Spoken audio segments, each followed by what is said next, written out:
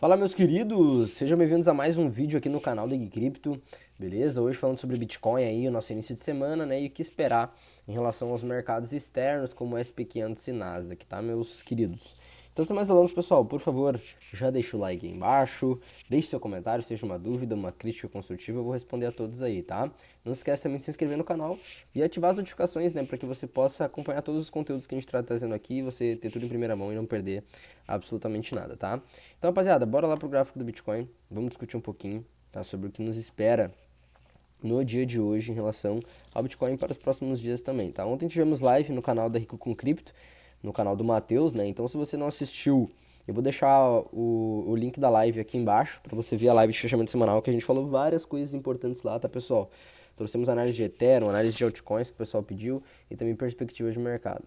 Rapaziada, seguinte, eu vou botar um pouquinho mais no curto prazo, tá? Pra gente poder discutir, vamos contextualizar aqui. O que acontece, tá? A gente tá dentro de um cenário, né, de mercado lateral. Como muito bem você já sabe, né? A gente vem falando bastante sobre isso nos últimos dias. Então a gente veio aqui e tentou diversas vezes desafiar aqui, né?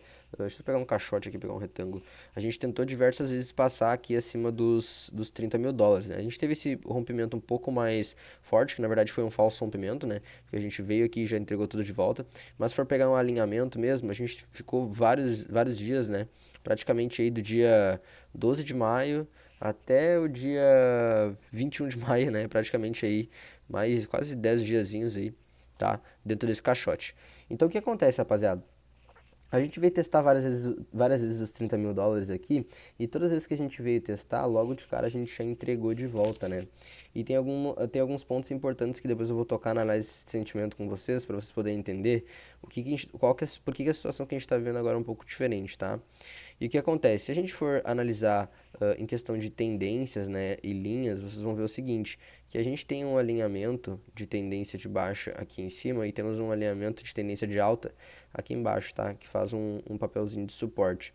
Então vocês podem ver que a gente ficou, né, acumulados aqui, né? Fizemos essas acumulações, né? E pela primeira vez, tá? Pela primeira vez aí do início de semana, a gente conseguiu, né, passar pelo menos acima dessa LTB aqui, né? Conseguimos passar pelo menos acima. E isso é algo positivo porque no gráfico diário a gente pode ver, né, que a gente tem um impulso comprador aí significativo, tá? Esse impulso comprador aqui bem interessante, né? Ele foi equivalente a essa vela de baixa, mas a gente sai na frente por causa que antes a gente também teve uma vela de alta. Então a gente teve uma vela de alta, um fundo, né, e um reteste aqui para voltar. E daí passamos acima dessa zona. Então, pô, algo que tá muito legal pro gráfico do Bitcoin, tá? E que me deixa aí, de certa maneira, com uma visão mais positiva, é de que a gente rompeu essa zona aqui, né? Que a gente passou acima, né? A gente passou acima dos 30 mil. Então, os 30 mil dólares é uma região muito, mas muito importante pro Bitcoin manter suporte. Muito importante. Porque foi uma zona de briga, né? Olha quantas vezes a gente brigou para consolidar suporte aqui e não conseguimos. Todas as vezes que a gente tentava consolidar suporte, a gente já entregava abaixo. Tentava para consolidar suporte, já entregava abaixo. E dessa vez, querendo ou não, a gente passou, né, acima aqui de várias regiões que anteriormente tinham sido rejeitadas. Então essa região dos 30 mil dólares sendo mantida, mesmo que o Bitcoin dê uma oscilada durante o dia, né, por exemplo, vem aqui, faça um topo, né, busque liquidez para continuar subindo, pô, vai estar de boa, né, se a gente buscar liquidez aqui de fato e manter suporte, porque esse movimento aqui acima dos 30 mil é muito importante, tá, acima desse fundinho aqui, é uma zona muito importante, é uma zona onde a gente teve bastante briga, né, pode ver, ó, rompimento, voltou, rompimento, voltou, rompimento, voltou, rompimento, voltou, e dessa vez a gente teve, né, um rompimento, e daí tem que ver se de fato a gente vai voltar aqui e retestar como um suporte, eu acredito que seria saudável para daí subir, beleza? Então isso é muito importante, tá, rapaziada? A gente manter o nível de suporte dos 30 mil dólares é muito importante, beleza? Então a primeira coisa que eu queria falar para vocês, preste atenção em relação ao suporte dos 30 mil dólares, tá? A gente tem que manter esse nível de suporte aqui para continuar subindo, tá? Aí, Gabriel, o que a gente tem de resistência à frente aí? Meus queridos, o Bitcoin ele não vai subir rápido, tá? Ele não vai subir rápido. Apesar disso aqui ser uma simetria de LTB e a gente já ter rompido, os volumes de venda eles permanecem, né? Então a gente tem um volume de venda considerável aqui nos 31, tá? A gente tem um volume interessante aqui, né? Entre os 31 e 31.700. Praticamente, vamos botar 32 aí, que seria mais fácil para simplificar para vocês, né? Os 32 mil dólares aqui é uma zona bem forte também. Então são resistências que a gente vai ter que romper, né? Em 31 e 32 mil dólares dentro da nossa lateralidade aí, tá? Mas algo que eu achei muito positivo foi o rompimento dessa LTB aqui, tá? Esse rompimento aqui eu achei positivo, beleza? Porque todas as vezes também a gente negou a média, né? Todas as vezes a gente negou a média. Essa média que eu tô aqui azul é a média de 20 períodos, tá? Como tá aqui do lado aqui, ó, 20 períodos azul, tá? A gente negou a média todas as vezes. Aqui a gente só chegou perto, já retornou. Aqui a gente negou com uma doji. E aqui a gente fez um padrão, né, no 12 horas de compra bem próximo à nossa média, né? A gente fez um padrão de compra bem próximo. Ou seja, praticamente coladinho aqui, depois uma doji que passou acima, né? Então, pô, por mais que de repente a gente volte a retestar aqui o suporte, pode ser que a gente esteja só buscando liquidez para voltar a subir, porque a gente passou acima da média. Agora a gente só precisa comprovar se de fato isso vai, né, se concretizar e continuar subindo. Tá, rapaziada? Então, só no curto prazo aqui, dando mais detalhes para vocês, né? A gente pode vir aqui fazer um fundinho novamente para voltar a subir. Até mesmo porque a gente fez um padrão, né, de fundo duplo bem bonito. A gente não teve padrões de fundo duplos bonitos assim no gráfico do Bitcoin durante a lateralidade. A gente teve esse aqui que foi um fundo duplo estendido, mas nem se concretizou porque logo quando chegou aqui já entregou tudo de volta. Dessa vez, a gente pode ter um padrão de fundo duplo bonito porque ele está bem alinhado em questão de suporte. Então, se a gente vê esse movimento aqui, né, se concretizar, a gente deveria fazer levemente um fundo aqui para voltar a subir, tá? E se a gente for levar em conta essa projeção desse fundo duplo no preço do Bitcoin, só puxar aqui, show. Se a gente for levar em conta essa projeção, daria exatamente lá onde eu falei para vocês, ó, uma zona de resistência que é forte, que é nos 32 mil dólares. Por isso que o price action é algo maravilhoso, né? Porque você muitas vezes vai ver zonas de venda, né? Isso aqui é como se fosse a prova real da matemática, entendeu? Você enxergou uma zona de venda que tem volume vendedor, né? Uma resistência, né? No exemplo aqui que eu falei para vocês, 32 mil dólares era essa zona, tá? Essa zona aqui, ó. Essa zona aqui, beleza? Então, pô, você marcou sua resistência, mas você quer ter certeza que tem chance de ir até lá. Como é que você vai ter certeza? Você tem que procurar confluências que gerem projeções, né, para você. Ou seja, aqui é uma projeção interessante. Você pega o tamanho desse fundo duplo, né? É assim que a gente mede a projeção de onde que o fundo duplo ele tende a mandar o preço, porque o fundo duplo ele faz isso, né? Ele faz um fundinho duplo, daí ele vai lá, passa um pouquinho acima, faz um pivô, né? E daí forma fundo para continuar subindo. Normalmente é assim que funciona o fundo duplo, tá? Então você pode pegar o tamanho do fundo duplo da base dele até o topo ali, tá? E projetar a partir do pivô, né? Que seria esse fundo aqui que eu falei para vocês. Então se isso acontecer de fato, vocês podem ver que a gente vai lá até os 32 mil dólares, pelo menos agora no curto prazo, tá? Não sei em que velocidade isso vai acontecer, isso não importa muito pra mim, tá? É algo que eu tenho até como bastante... É uma filosofia minha no mercado, não me importa com o tempo, tá, rapaziada? Não é aquela questão de, longo prazo, sempre dá dinheiro. Não, não é essa questão, tá? Não é isso que eu quero dizer. É que eu não tenho a ansiedade de pensar, vai acontecer daqui 2 dias, 3 dias. Porque eu acho que quanto mais você pensa em tempo no mercado, mais ansioso você fica e menos você deixa a operação rolar com tranquilidade, sabe? Então, é um insight que eu já passo pra vocês aí. Tá, rapaziada? Então, em relação ao gráfico do Bitcoin, acredito que no curto prazo, tá? Eu tô falando de curto prazo, beleza? Próximos dias aí a gente buscar 32 tranquilamente, por causa que esse movimento aqui é bem positivo, tá, rapaziada? Na minha percepção, é um movimento bem positivo. Beleza? Então, antes de mais nada, antes de eu ir para análise de sentimento ali no TRDR, quero falar um pouquinho sobre a Nasdaq e SP500. Tá? Então, só vamos tirar algumas marcações aqui se tiver. Não, tá tudo ok. Vamos pro diário, tá? Rapaziada, seguinte, a Nasdaq, tá? Primeiramente eu vou falar da Nasdaq, depois eu falo do índice, tá? Tanto a Nasdaq quanto o índice, eles têm, né, movimentos bem parecidos, beleza? Porque é mercado de ações é a Nasdaq, né? E o índice é a média dos 500 mercados de ações da Nasdaq. Então, por isso que é SP500. Tá? Então, basicamente aqui na Nasdaq, aparentemente, tá? A gente pode estar fazendo um possível fundo duplo, tá? Apesar de não estar muito bonito ainda e tudo mais, né? Pô, é importante que a Nasdaq tenha aí, tanto a Nasdaq quanto o índice, né? Tenha um movimento positivo para a gente poder ter um respiro de mercado melhor aí, do Bitcoin subir com impulso. Vocês podem perceber uma coisa, que desde quando a gente veio caindo, né?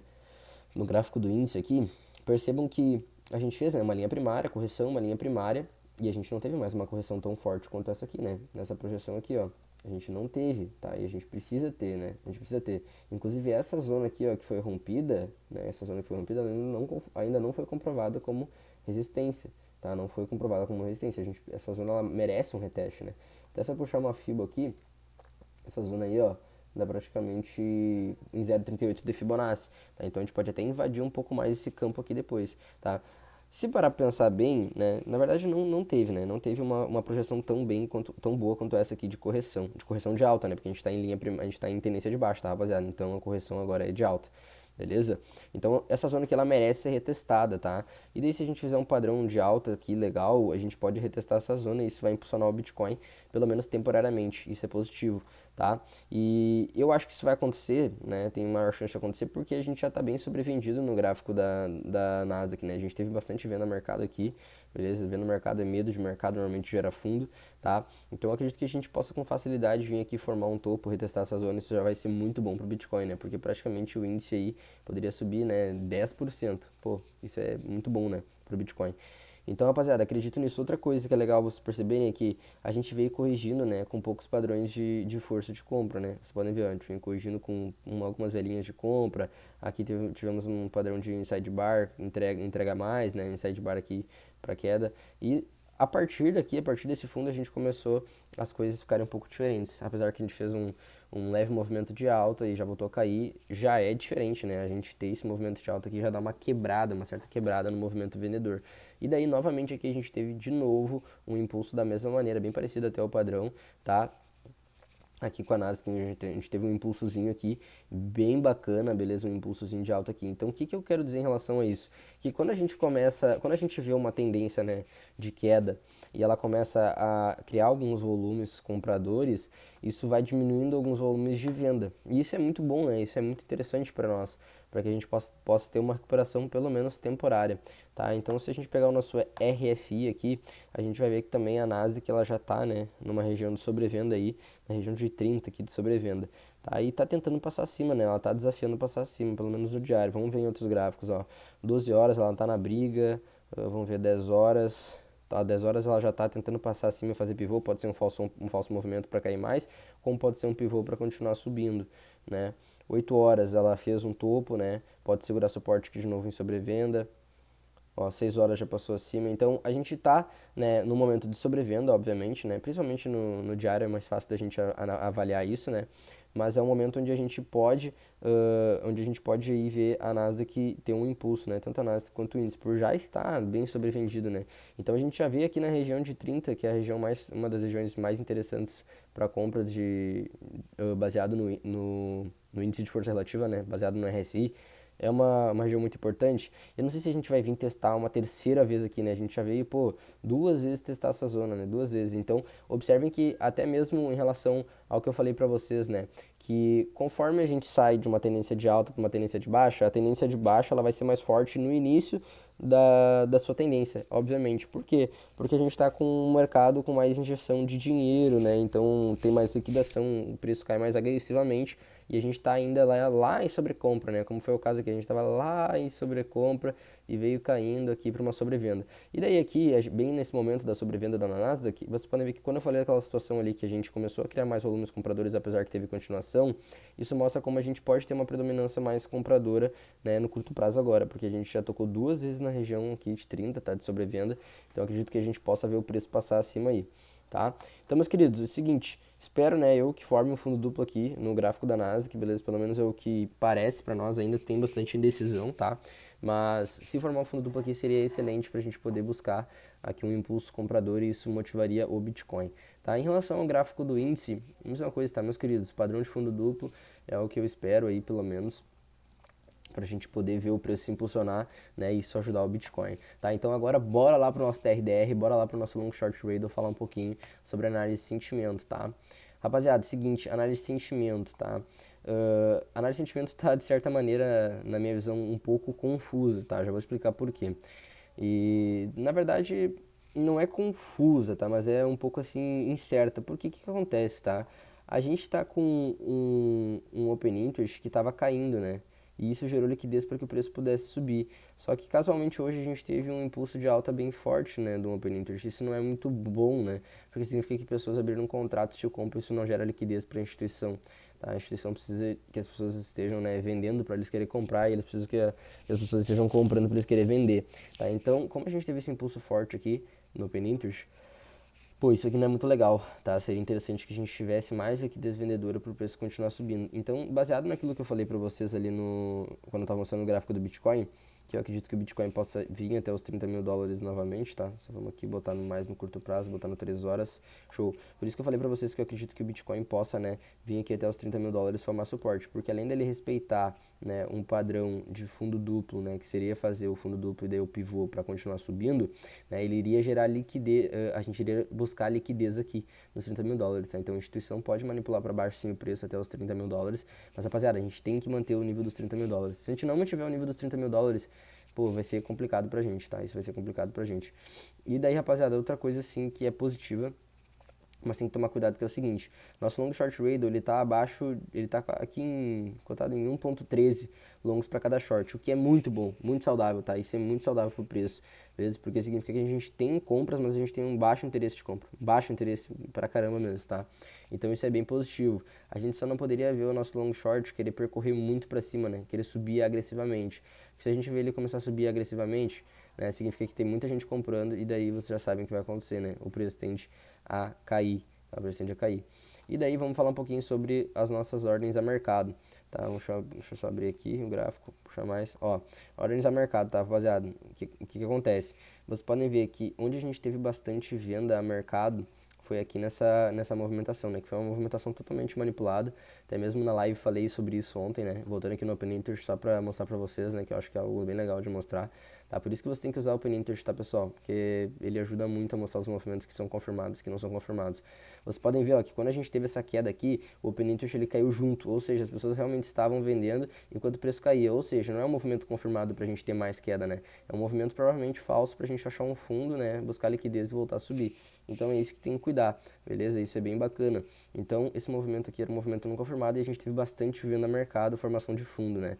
Agora aqui no preço do Bitcoin, infelizmente nessas subidas a gente teve mais compra mercado do que venda, o que não é bom, beleza? Então eu espero ver aqui no curto prazo, né, quando o Bitcoin vir buscar, se ele buscar de fato fundo nos 30 mil dólares aqui no curto prazo, a gente vê algumas vendas a mercado mais absurdas aqui para ter liquidez de fato aqui nos 30 mil dólares e a gente manter esse suporte como um suporte agora verdadeiro aí pra gente poder impulsionar, tá? Se não tiver, vai ser complicado, beleza? Algo que é bom é que aqui nessa subida a gente teve bastante compra mercado, tá? Isso não é bom porque normalmente forma topo no preço, mas é isso que eu ia falar, a gente formou topo aqui no preço e daí logo depois a gente rompeu acima, ou seja, uma zona aqui que era resistência antes teve bastante compra mercado, agora vai ser validada como suporte e se tiver bastante venda mercado isso vai ser positivo para nós.